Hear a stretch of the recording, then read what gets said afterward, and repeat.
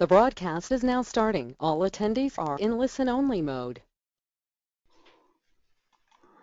Hello everybody, thank you for attending our webinar here this afternoon on VAT and property and pension adjustment orders. Just before we get started, a little bit of housekeeping on how we might best enjoy this webinar. For your best audio and visual experience, please quit all other applications, any website, Skype, email, etc. If you have any questions during the course of the webinar, you can just type them in the little box there that's available to you. And what we'll do is we'll try and answer them at the end. Now, we're going to be very tight for time because we only have an hour here today. So if we don't get to the questions, we'll answer all of them individually afterwards in due course. Okay. And if you want to just remove your or minimize your control panel, you just click that little box in the top corner. Okay. So again, just before I get into VAT and property, just a brief introduction of RDA. We have 4 offices in Wexford, Kilkenny, Carlow and Dublin, 25 employees, 2 companies, RDA Accountants Limited and RDA Wealth, and we specialise in advising professionals and the self-employed on all matters relating to pensions and tax. My name is George Skelton, but as part of this as well would also be Michael Coburn. Michael is a qualified financial advisor, a fellow of the Life Assurance Association of Ireland, licentiate of the Compliance Officers of Ireland, and a retirement planning advisor, so he's well qualified to discuss all matters involving pension adjustment orders. I'm a qualified tax advisor and I'll deal with the VAT and property side of this. I have a number of years experience working in tax. I'm a chartered accountant and I have a master's in business and accounting. Okay, so what I'm going to cover today is VAT on property sales, VAT on leases, the capital goods scheme and transitional property. So there's quite a bit to get through. It's pretty complex. I'm not going to pretend that it's easy, but we'll work through it as best we can, and I'll use as many examples as I can to try and get my point across. Okay, and then Michael will come in after me with pension adjustment orders. So we'll start with VAT on property. I guess everyone on this webinar knows that there was new VAT on property rules introduced on the 1st of July 2008. Now, despite that being 7 years ago, our experience in dealing with these rules is relatively, we haven't, I suppose, had the volume of transactions we would have expected at this stage because the property market disappeared and collapsed for a number of those years. Now, what we are seeing, I suppose, and certainly what I'm seeing on my own desk, is a far greater quantity of these queries coming in the last 6 months to a year, as opposed to the preceding 4 or 5 years. Okay, so I think it's important that we all try and get a handle on it as quickly as we can. So when it comes to the sale of property, what do we need to consider when deciding whether VAT should apply or not? Well, what they'd say is there's 5 and 2 year rules. So if it's the first supply of a completed property within 5 years of its completion, it's subject to VAT. And similarly, if it's the second and subsequent supply of a property within 5 years of its completion, it's subject to VAT if it takes place within 2 years of occupation. Okay, so if the property falls under each of those headings, VAT will apply. I actually like to take the opposite approach, where I look at the rules for what properties are exempt and I start from there. And if the property is exempt, I have a question to ask whether I opt to tax. If it's not exempt, then I know it's vatable. So in terms of the table here is usually a very good starting point in terms of what sales of property are exempt. There's 5 categories, but 2 and 3 and 4 and 5 are very closely linked. So the first category is the sale of undeveloped land. The second category is the sale of all property, which is property which is greater than 5 years. Okay. The sale of an old building, which is property which hasn't been completed in the last 5 years or developed significantly in the last 5 years. The sale of used second-hand property, which is property that was completed within the last 5 years but has been occupied for 24 months since its most recent completion. And similarly, the sale of used second-hand buildings. So again, I'm going to use examples here to try and illustrate how each of these rules work. So in example 1, a property developer constructs a factory which is completed in 2010. If he sells that before 2015, it's new property and VAT must be charged, okay? If he sells after 2015, it's no longer new and VAT exempt supply. So if that's the case, we have the decision whether to opt to tax that sale or not. And we'll look at that in a little bit more detail in a few slides time, okay? So then to move forward onto some other examples. In this case, a property developer constructs a factory which is completed in 2010. If he's to lease and then sell that to John in 2012, it's the first sale within 5 years to completion, so he has to charge VAT on that sale. If John occupies the building for 18 months and then sells, it's the second sale but occupied for less than 24 months. So again, we have to charge VAT on that sale. However, if John was to occupy that building for 3 years, it'd be the second sale, but occupied for more than 24 months and would therefore be exempt from VAT. Okay.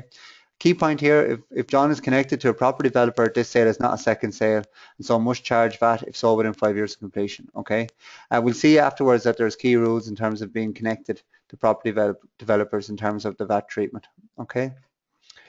So what do we do if the property is exempt? I suppose it's not necessarily good news, because if your client or yourselves in any situation have reclaimed VAT previously on the development or the acquisition of the property, then if the property is now exempt, there may be a clawback of VAT to be paid over to revenue. Okay, to prevent any clawback, then the option is there to jointly opt to tax the sale. Now, key point here is that before you jointly opt to tax the sale, you must get agreement from both the seller and the purchaser, and that will typically be dependent on the purchaser's business, whether it's vatable or not, as to whether they will agree to that or not. Okay. So if the option to tax is implemented, the purchaser accounts for VAT on the reverse charge basis. And what this means is that the vendor itself doesn't actually charge VAT, but it's accounted for by the purchaser. We'll show this in an example in a second. Because the reverse charge basis applies, there's no VAT cash flow if purchaser has 100% entitlement.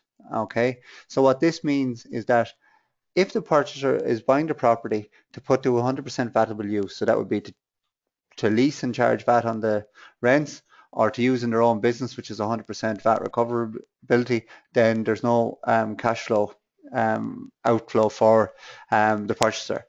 The option is joint, so purchase agreement is necessary, as I've said, and that's a key point, and that's why there might be some room for negotiation or some required need for negotiation when it comes to such sales. Okay, so again, I'm going to use an example to illustrate this. So in this example, A Limited purchased new property from an unconnected developer in 2009 for 2 million plus VAT at 13.5%, which was 270,000. Okay, so there's a VAT cost on that property for A Limited, and A Limited, because it was using the property in its trade, reclaimed that 270,000 in VAT. Okay, so A Limited used the building in its trade for 4 years and then sold to B Limited, a financial services company, and financial services company isn't vatable. It's an exempt supply, so they've no recoverability on any VAT that might be charged in this sale.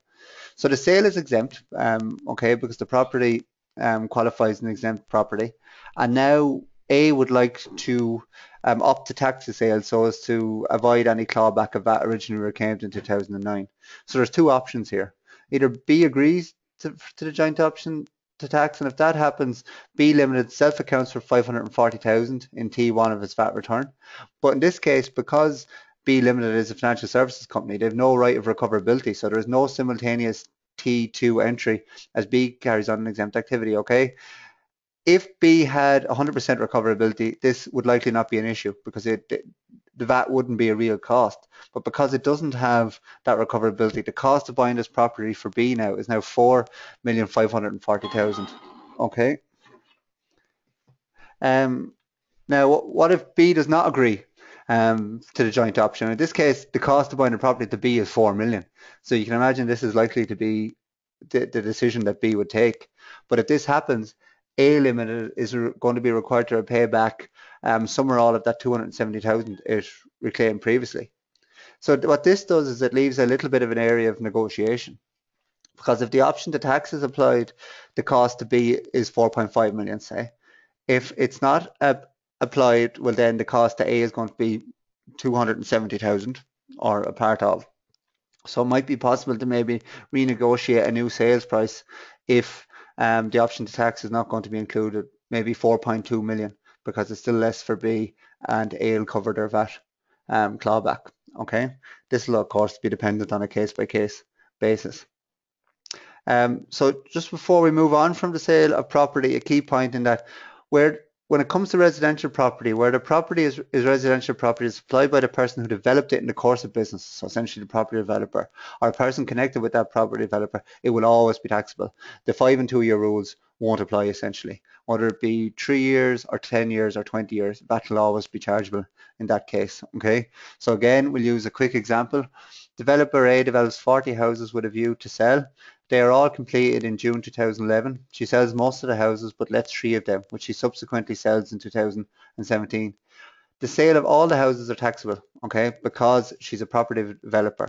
The lettings themselves, then the fact that she's let that property has its own implications. And we'll look at this in a little bit more detail later on. But ultimately, the letting of property, especially residential property, is exempt. So she has going to have to pay some VAT back as part of the CGS, which we'll look at in a little later in this presentation.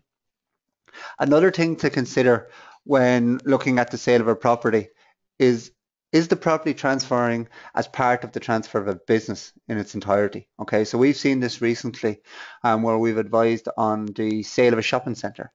And the sale of a shopping centre in this instance was owned by our client to receive rents. So the client owned the shopping centre and received rents for each of the units within the shopping centre. That in itself was deemed to be a business. Okay, so when we looked at the VAT on this transfer of that shopping centre, it's the transfer of business rules which actually applied rather than whether the property was 5 or 10 years old or what have you. Okay, so the key question to ask your clients, I suppose, is are they selling the property as part of a business in its entirety? And if that's the case, well, the transfer of business rules will apply so that VAT will not apply to the sale. Okay, and we'll look at how this interacts with the capital goods scheme again a little later on in the presentation. So that's VAT on property in terms of you've looked at the property, you've clearly identified the property's VAT history, which is the most important first step. You've decided whether VAT should or shouldn't apply to the sale. And if it's exempt, you've negotiated perhaps an option to tax. In terms of putting that into play then, as you're all probably well aware, it's special condition 3 in the contract, okay? And usually that will involve, again, some degree of negotiation. So when it came to the sale of the shopping centre, we had to go back and forth with PwC to negotiate the actual wording because they were acting on behalf of their client. We were acting on behalf of ours, and we wanted to get a wording in the special condition 3 that was agreeable to both sides, okay? So as well as finalising the contract, you're all going to have to complete the pre-contract VAT inquiries form, or normally happen you require the accountant to do so. Again, it's a long form, but it's relatively straightforward once you have a bit of experience in dealing with it. What you will see as well now with the new rules, and like I said, we're going to look at the capital goods scheme, but as part of the capital goods scheme, you're required to keep a capital goods record. And as part of any sale of property now, the purchaser is going to request a copy of that capital goods record. So it's important that that's maintained once the property is in the VAT net in light of any future sale, okay? Before I wrap up VAT on property, I always use these slides myself because I think they're a good starting point. So again, we talked about how do we make a decision whether the property is valuable or not? Well, simply in terms of the preliminary tasks, you look at these questions. Are you selling undeveloped land? And if the answer is yes, the sale is exempt. Are you selling a used second-hand, sorry, are you selling old property? Again, the sale is exempt from VAT. Are you selling an old building? Are you selling a used second-hand property? Are you selling a used second-hand building? If the answer of any of these questions is yes, then it's likely that the sale is exempt from VAT and you need to consider the option to tax. If the answer is no, then the sale is more than likely vatable depending on any other rules that might apply. Okay, so that kind of brings us through the basics of on the sale of property. We're now going to look at VAT on property lettings. Now the new rules in this area are far more straightforward than the old rules, which is a massive positive. There's no distinction between long and short leases anymore. The only distinction where there might be is what's the freehold equivalent interest, okay, and that's essentially a 1,000-year lease, okay. But in your basic thinking, any normal lease, be it 25 or 5 years, is going to be treated the same. And the basic rule again is that the granting of a letting is exempt from that, okay. So again, you have the option to tax any letting. And again, the reason why you might choose to do so is if VAT was reclaimed on the purchase of the property in the first place. Remember, you only have an entitlement to recover VAT if the property is being put to a vatable use. And the vatable use would include lettings as long as VAT is charged on those lettings. Okay. Again, another positive from the old rules is that the option to tax is not global. It's letting specific as opposed to the old waiver of exemption, which applied to all lettings once it was exercised. Okay, so again, we're going to use an example just to show this. So here, Mr. A develops a building in 2012. which is to be let to commercial tenants. He intends to opt to tax the lettings and registers for VAT on the basis that he will make taxable lettings on the property. So because of that, because he will make taxable lettings on the property, he has an entitlement to recover that VAT. So he claims a repayment in respect of the VAT charged by the builder, architects, etc. And Mr. A is treated as having exercised the landlord's option to tax the letting. When it comes to let the building, Mr. A must then include a provision in the letting agreement to the effect that the rents will be taxable, or issue a document to the tenant stating that VAT is chargeable on the rents. Okay, Mr. A will then charge VAT and he will return that over to revenue as it's received. Okay, another example then. Miss B incurred 250,000 in VAT on the acquisition of a property in 2010 and has been letting the property for a number of years. She did not claim input credit for the VAT because she was not going to charge VAT on the original letting. There's a new letting agreement now, and this includes a provision that the rents will be subject to VAT. So in this is the case, Miss B will be required to account for VAT on the rents from the new tenant. Now here's the big added benefit to this, and this is something that if it was to come across your desk would no doubt send your clients out of your office smiling, okay? She did not recover the VAT originally, but now the property is going to be put to a valuable use because the second letting will be valuable. And because of that, she would be entitled to reclaim a portion of the VAT that wasn't reclaimed previously. In this case, it's 16/20 because only 4 years have passed of the original reclaim. So it's €200,000. So you can imagine the client satisfaction levels of telling your client that you've identified a €200,000 VAT refund. Okay. And again, it highlights how important it is to properly review any VAT and property transactions because it doesn't necessarily lead to a VAT liability or it doesn't necessarily lead to an outcome that your client won't want. Sometimes you can get a very nice surprise. Okay. And again, just a bit of note on the implementation when it comes to VAT on property lettings. What's on the screen now is a typical note that might be included in the contract just to say that the option to tax is being implemented. Okay. Separately to VAT on property, the sale of property, this does not require this is not a joint option. The landlord himself or herself can make this decision. Okay. There are some restrictions on the option to tax, and it cannot be exercised for the letting of property for residential purposes. So really, when we talk about the option to tax property, we're only talking about commercial property. There is no option to charge VAT on residential property. Okay, the letting of a property to a connected party who is entitled to recover less than 90% of the VAT on the lease rentals. And as I've said in the slide here, the term connected party is defined in section 97, but it is essentially everything you think it might be. Okay, brothers, sisters, uncles, aunts. Okay, so in certain cases, then the option to tax might be terminated, voluntary or involuntary. Um, if it's voluntary, the landlord will notify the tenant in writing. And basically, if any of the rules that we looked at previously on restriction to option to tax come to pass, well then the option to tax will automatically be terminated. Okay. So as you can see, the letting of property now is actually a lot more straightforward than it was previously.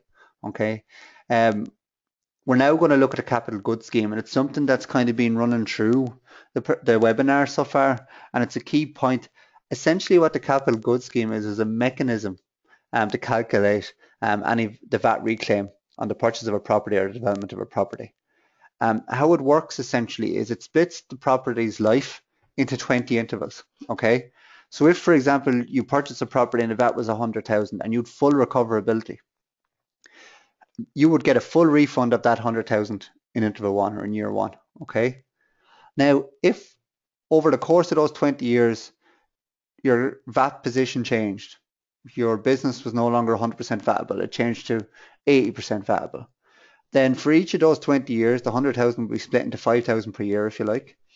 Now, there's 80% vatable, it would say that for that year, if it was year 7, you actually should have only reclaimed 4,000 from that year. And if that's the case, you will owe €1,000 back to revenue. So it regulates the VAT reclaim over the 20-year life of the property. Now, in most cases, if the property is bought for business use, it's 100% vatable, it's likely to remain 100% vatable. What the biggest changes are likely to be the sale of the property. Okay, and we'll look at that in a couple of slides' time. Before we do, though, I suppose it's key that we look how the capital goods scheme is set up. Essentially, if I was to buy a property today, my first interval in the capital goods scheme would be from today till this day next year. Okay. My second interval would be till the end of the accounting period, which is typically the 31st of December. And my third interval would be every year thereon. Okay. So we'll quickly go through an example to show that. So here, ABC Limited purchases a property on which VAT is charged on the 13th of September 2010. The initial interval begins on that date and ends 12 months later on the 12th of September 2011. In this case, ABC's accounting year end does end on the 31st of December. So the initial interval ends on the 12th of September 11, and the second interval is from that date until the accounting year end, the 31st of December 11. And the third interval is from 31st December 11 or the first until the 31st of December 12. Okay, and that carries forward then until each interval, until you finally ran through the 20 interval life of the property. Okay. The key thing you need to consider is the big swing. In that, what I've mentioned there is I have a property 100% valuable use. If for whatever reason the valuable use suddenly moved to 30%, it's a more than 50% movement, and you're going to have a big VAT refund on that 70% difference because you will have to take everything from the remaining year. So if that happened in year 10, you're going to have a VAT refund equal to the refund that will be due in 11, 12, 13, 14, all up till 20. Okay. One of the likely occurrences of this is the sale of the property, especially if the sale of that property is exempt. Okay. So if you've owned a property for 10 years, you got €1 million VAT back, you claimed it back, use it in your business for 10 years, and now you want to sell the property without charging VAT, well, then you're going to owe 500,000 back to revenue. Okay. Again, so we'll use some examples to show this a bit later on in the presentation. But here we're going to look at how the sale will impact the capital goods scheme. So if it's an exempt disposal, deemed exempt use for the remainder of the VAT life. So this, as we've said, may result in a repayment of VAT to revenue. If it's a taxable disposal, and this is how it can work in your favour. So similar to the situation where we talked about €200,000 VAT refund because a property which hadn't been let previously was now being let with VAT charged on those lettings. Similarly, if you didn't reclaim VAT previously on the purchase of a property, but you had an entitlement because you didn't have an entitlement to do so because the property wasn't being put to a valuable use, well, if that property is now being sold and VAT is going to be charged on the sale of that property, well, then there may be some ability for you to claim a back portion of the VAT that was originally charged on your acquisition of the property. Okay, so in this situation, then you're negotiating the option to tax. A purchaser with less than 100% deductibility may negotiate a higher purchase price to share the burden of the VAT clawback with the vendor. So that's like the example we discussed previously, okay? But what I've got this slide up for is just to consider, you need to consider other non-VAT consequences. So obviously if you negotiate a higher purchase price, a higher sales price to compensate for the fact there's going to be a VAT clawback, you need to consider any capital gains tax, stamp duty, or corporation tax liability that might lead to. Okay. So again, we talked about the transfer of a business a little bit earlier on, and the capital goods scheme ties into this as well. In that if you are transferring a business, what are the properties deemed to be new or old will impact on how the capital goods scheme acts with this. If the property is deemed to be new, well then the purchaser, the person to who the business is transferred to will be deemed to have acquired that property as if she'd been charged VAT or he had been charged VAT and must pay over to revenue the difference between the amount that would have been deductible based on their own debatable use that they're going to put the property to. Okay, so it becomes a new asset. And they start for day one within the capital goods scheme. They have 20 intervals left. They have to watch their adjustments each year, okay? However, if the transfer occurs outside the period where a property is considered new, the purchaser actually just steps into the shoes of the seller. So when I mentioned the shopping centre earlier, this is what happened here. The shopping centre in this case had actually been built in 1997. So there was actually only 2 years left in the 20 intervals. Okay, so because of that, the purchaser will now step into interval 18.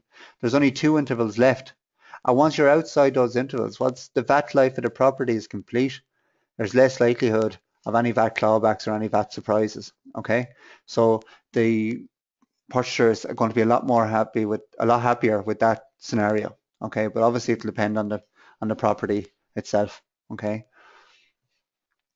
Now, capital goods scheme is complicated, but transitional properties are even far more complicated. Okay, so again, I'm going to try and use examples here as best I can um, to get across exactly how these things work. So, firstly, when we talk about transitional properties are properties which are purchased or developed before the 1st of July 2008.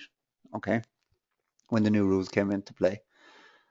So when we talk about the sale of a transitional property, for the purposes of determining whether the sale of a property is the sale of a transitional property, you need to consider, was the property purchased or developed before the 1st of July 2008, and was there any VAT, was it VAT exempt? Was the purchase itself VAT exempt? If VAT was reclaimed on the purchase, then the standard rules apply, okay? If it was an entitlement to claim VAT on the purchase, then the standard rules apply. Transitional rules will only apply to the sale of property that was acquired before 2008 and which was VAT exempt as part of that acquisition. Okay.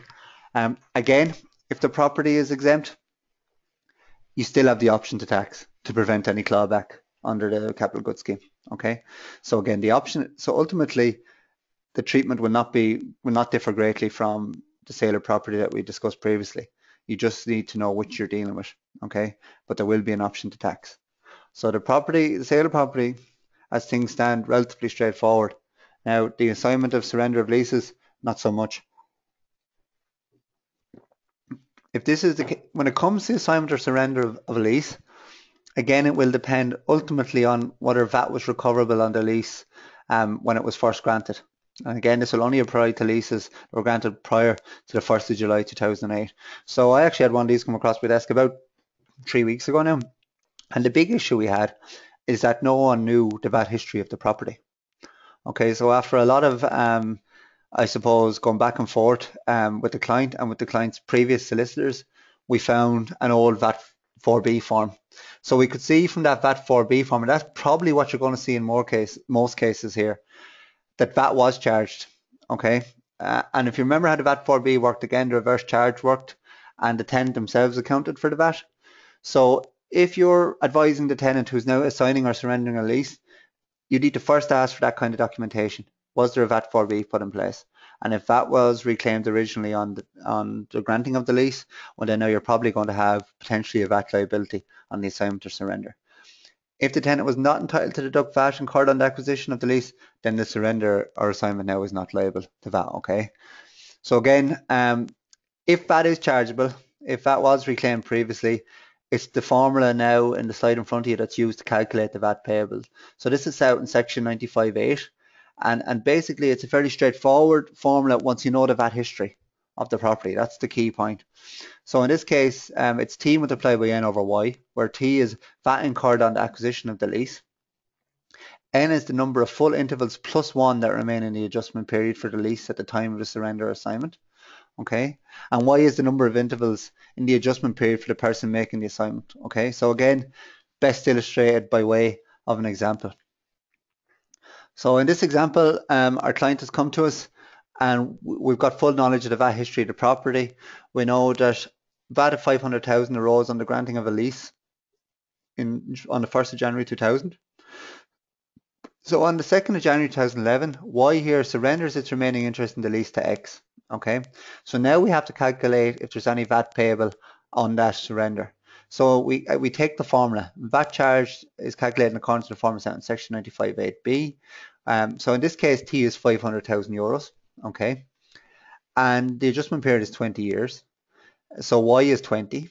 And N is the number of full intervals plus one that remain in the adjustment period. So N, in this case, is 8 plus 1 is 9.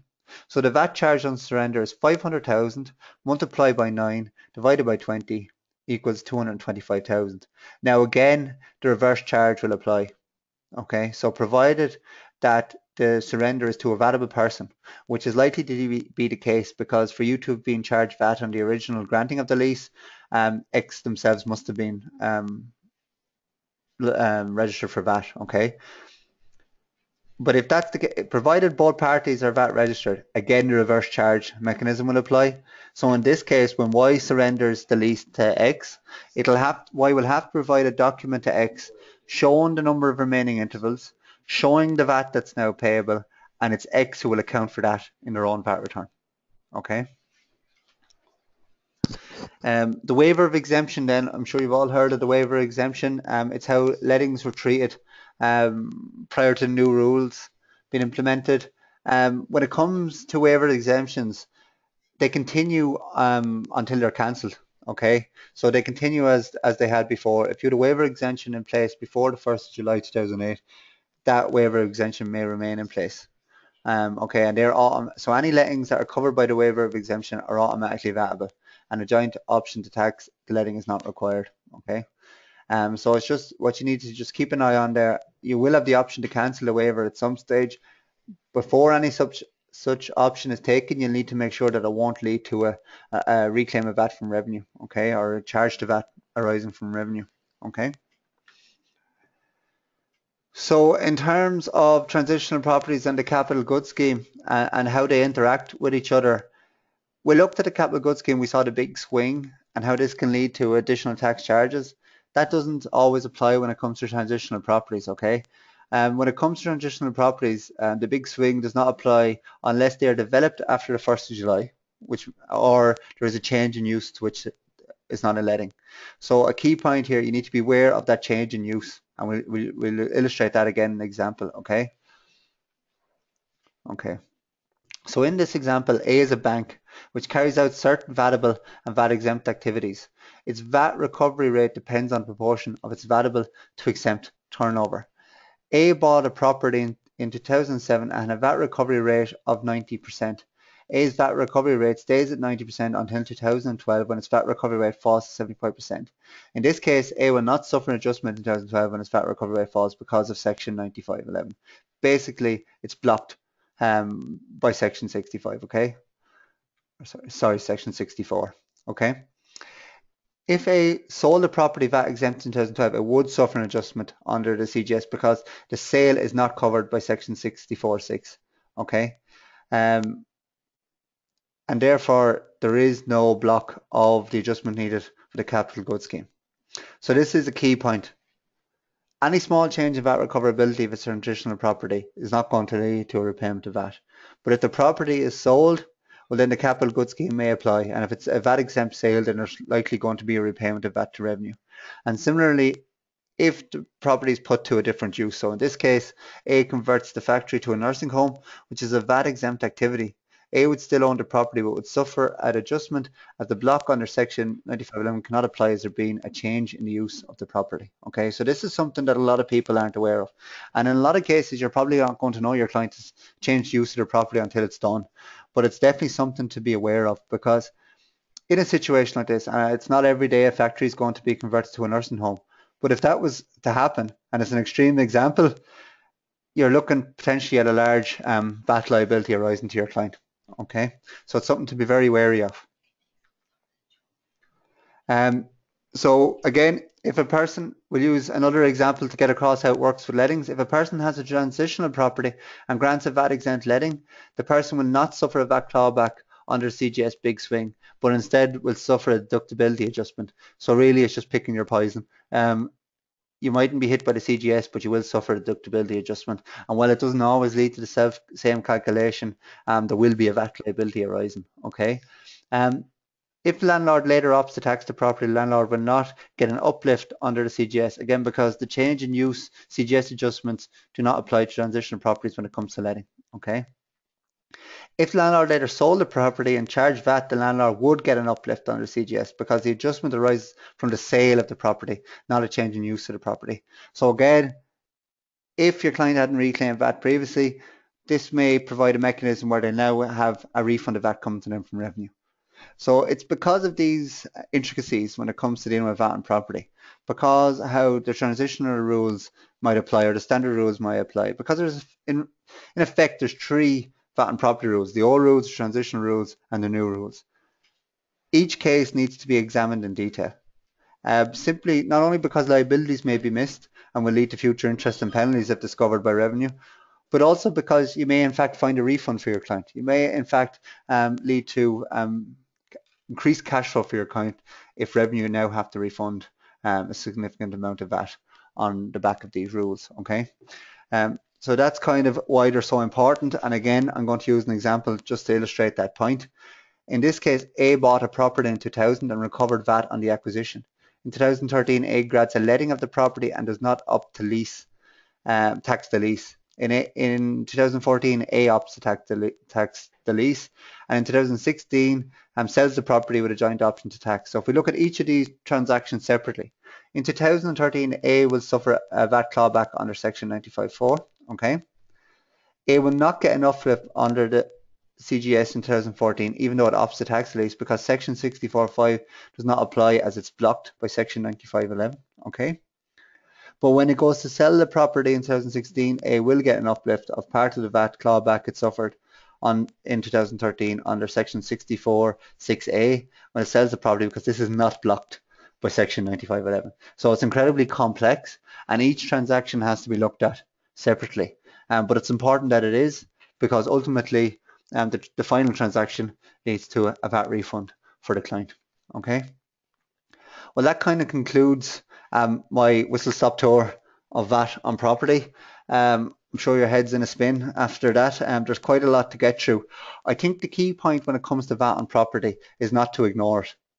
To understand that if a property is being sold, especially commercial property, there's likely to be a VAT history, and that needs to be considered in full detail now. And if that's something you're comfortable doing, or if not, you find expertise that can deal with that situation, because you don't want liabilities not being identified before the sale takes place. And on top of that, if there's any refund due to your client, you want to make sure that that is identified. Okay. Okay, so just before I finish up and hand you over to Michael, I'm going to shamelessly plug RDA's tax department, which I head up here. We found a number of solicitors use RDA for our tax services, both for themselves and for their clients. Okay, and we found through surveying those solicitors that the main benefits that they find are, number one, protection, because we'd hope that our expertise removes the risk in advising your clients on complex areas such as VAT. Client retention, because by working with RDA, you would be in a position to offer your clients a complete professional service, and this in turn will hopefully lead to increased client satisfaction and increased client retention. And additional business, because in a number of situations, when you bring a tax query to a professional tax advisor, there may be an increase in required work for yourselves, whether it be a property moving now or a transfer before that. Okay. Thanks very much for taking the time to listen to me. I'll now pass you over to Michael.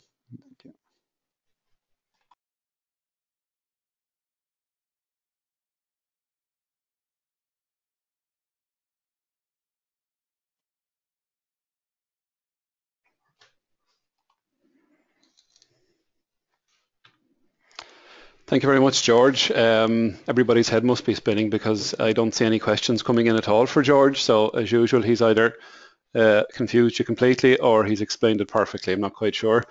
So I'm going to take the remainder of the 20 minutes and give you a little bit of a whistle-stop tour of pension adjustment orders.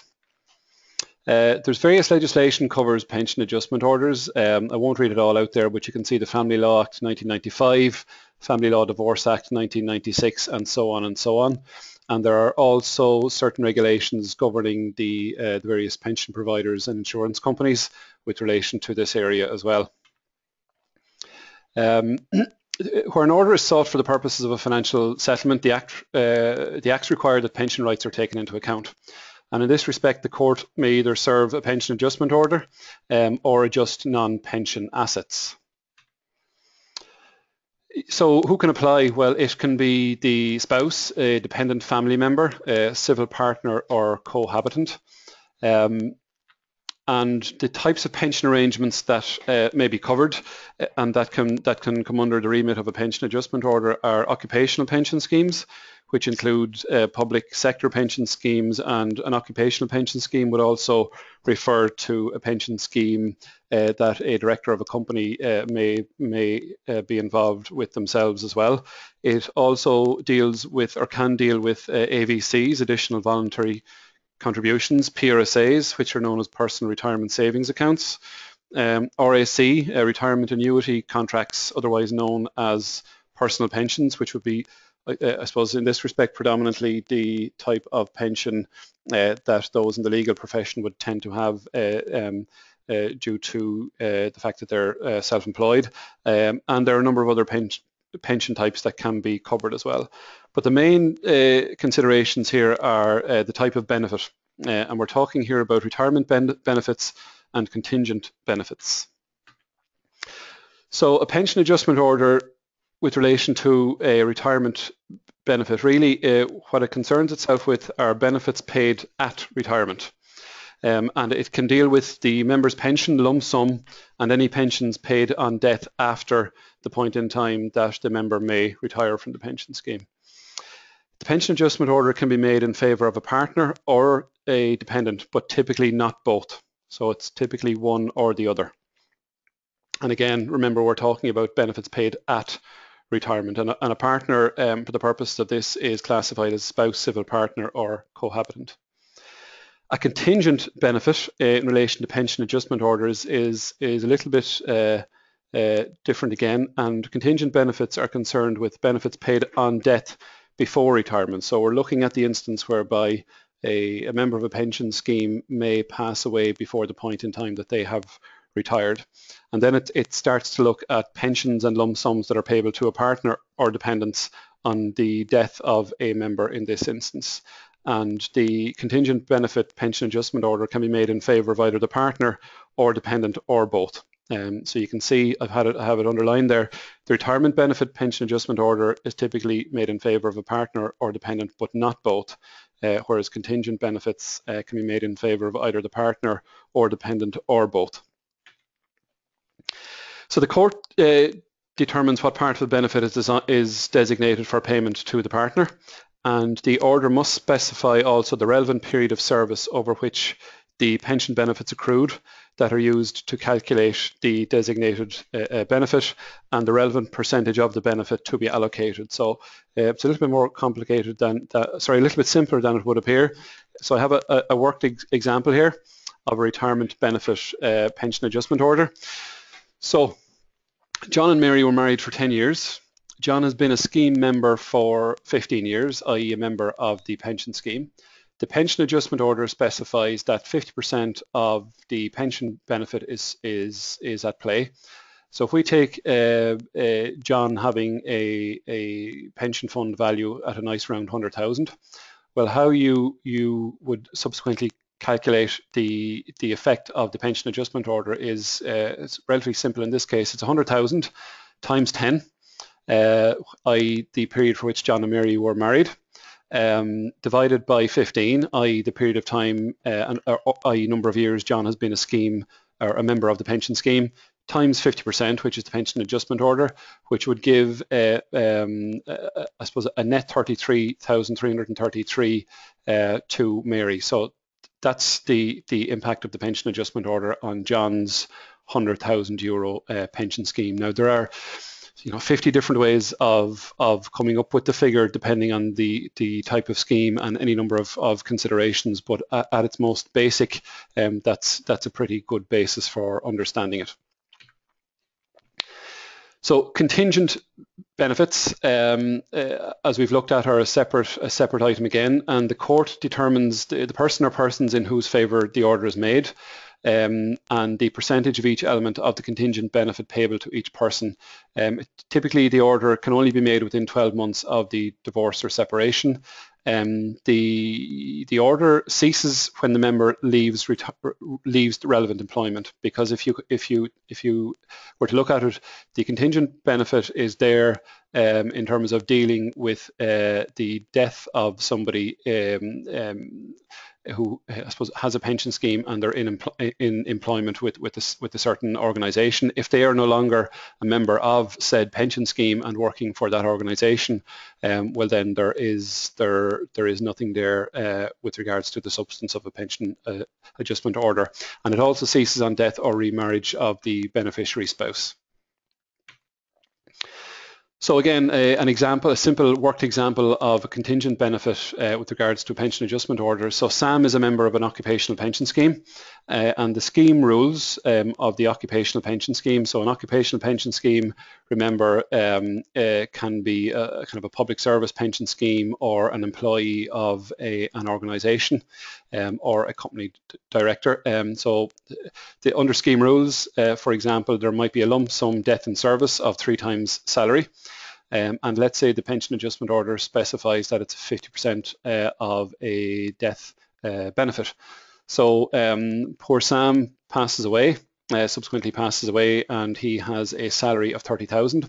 So how that's worked is 30,000, i.e. the salary, times 3. 3 times salary is what's specified under the scheme rules, times 50%, which would leave a benefit there of 45,000 payable to Samantha. So again, it's a pretty basic worked example, but it should be enough, I suppose, just to explain the concepts behind it.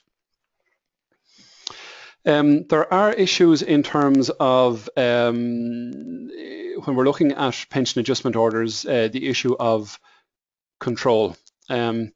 And by that I mean a beneficiary, I suppose, has a couple of options available to them in terms of how they may opt to exercise the pension adjustment order. And one of those options might be to take the value of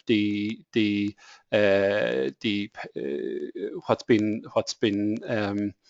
handed over to them by the courts effectively, and instead of having a percentage pension adjustment order on the particular pension, they can also opt, or it may be right in some circumstances to opt to take a transfer value out of the particular scheme and into a pension in their own right.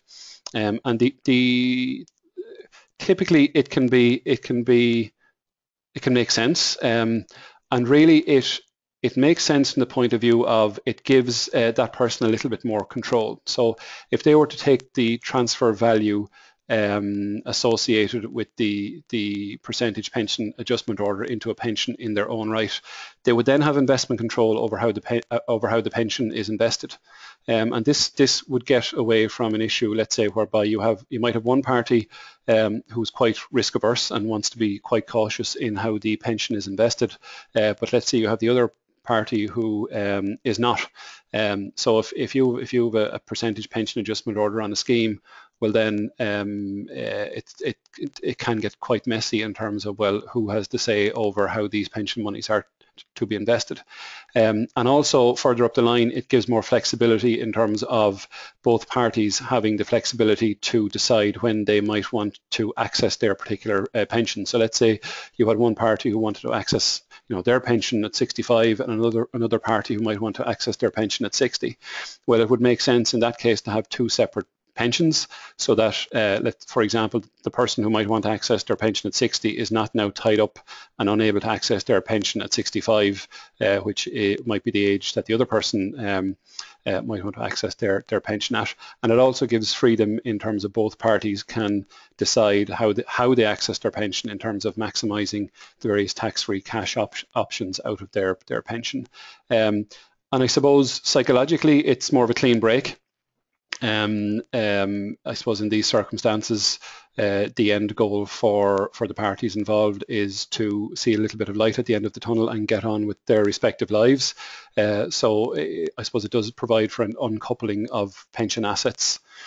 So it's not applicable in all cases. There are reasons why it wouldn't be done, but I think it certainly needs to be investigated in the context of looking at pension assets. A couple of little financial planning tips in relation to this topic. Most of you will be aware that there is a 200,000 current lifetime limit in terms of what can be taken out of a pension tax-free once you go to access it. So effectively how it works is you're entitled to, in most cases, but you're entitled to a quarter of the value of your pension fund tax-free once you access it, but that tax-free amount is capped at 200,000. If you're looking at a worked example here of a Mary who has a nice big pension fund worth 1.6 million. And let's say there's a pension adjustment order which gives 50% of it to Joe, which is 800,000. If there were no pension adjustment order in place, then I suppose it's the status quo, and there is only a single 200,000 euro tax-free cash amount to be taken out of that pension.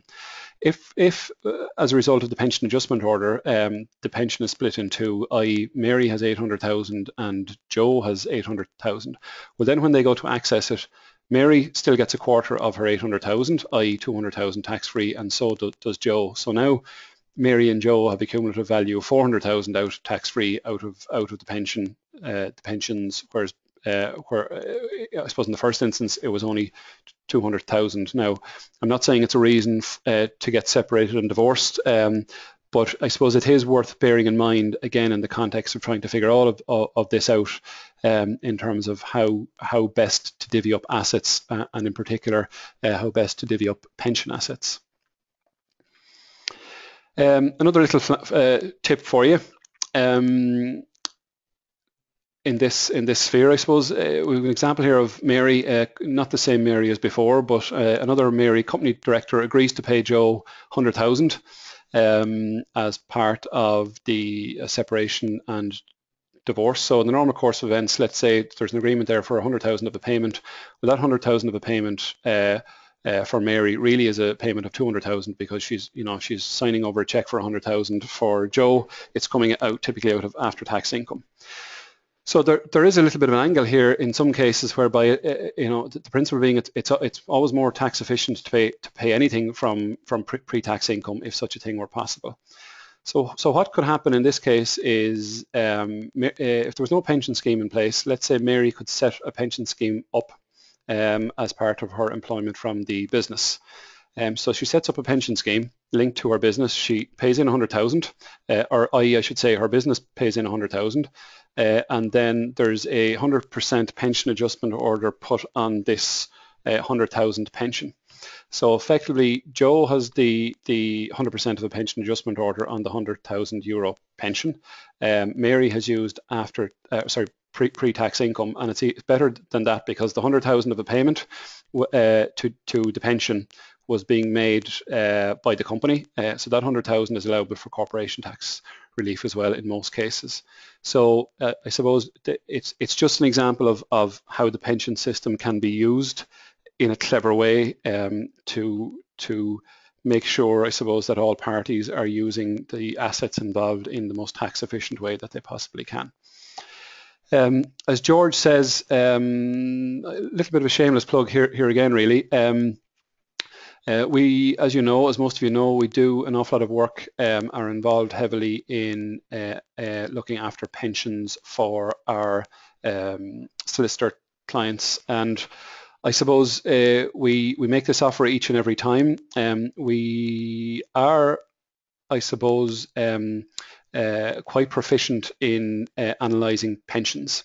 And the types of reports we do for our solicitor clients who are referred into us, we give them written reports on their pensions, and the kind of reports we are looking at here, and I suppose this is not just applicable for yourselves but also for your clients, and I suppose a lot of times where we're looking at pensions that I suppose may be up for grabs in terms of a settlement, well, the first thing that needs to be done is to understand the exact nature of the pensions. But the kinds of items that are covered in our pension analysis reports are related to investment risk and suitability commentary with recommendations for any actions. So I suppose one of the hot topics at the moment would be we have, I suppose, a lot of clients who are referred into us very worried about how the like of what's happening out in Greece and what's currently happening out in China may or may not impact on their pension, and to enable them to gain some kind of understanding as to how volatile or not their pensions might be. And I suppose a side note on that, most pensions we look at, our experience and our opinion would be is there's an awful lot, a lot of risk being taken by an awful lot of people where it really shouldn't be the case. And in this, I suppose, in this service as well, crucially we'll offer an analysis of pension fees and charges and recommendations, of course, as to how to reduce them, and also projections in terms of the likely pension portfolio value on retirement, crucially including details of I suppose how best to maximise the tax-free lump sum and the pension income for you out of same. And I just have a couple of examples of the types of information that we've been able to get back to people with as a function of these reports. And most of these examples are all in the last kind of 4 to 5 weeks. So one client who was referred into us, he thought he had 6 pensions. We did a little bit of digging around for him, and we found 3 pensions that he had mislaid over the years, which is quite a common occurrence. and we managed to find about 180,000 in pensions that I suppose he had lost track of over the years, which again is a common enough occurrence, but particularly with solicitors. Generally, I suppose my impression of solicitors is that they spend an awful lot of time looking after everybody else, but maybe not as much time looking after their own affairs. And then we also had a client who I suppose had the impression that he was invested in a range of not very volatile or risky pension funds, but once we had a look at it and showed him really, I suppose, how inappropriate the pension he was invested in, how inappropriate those funds were, with potential really for quite significant falls.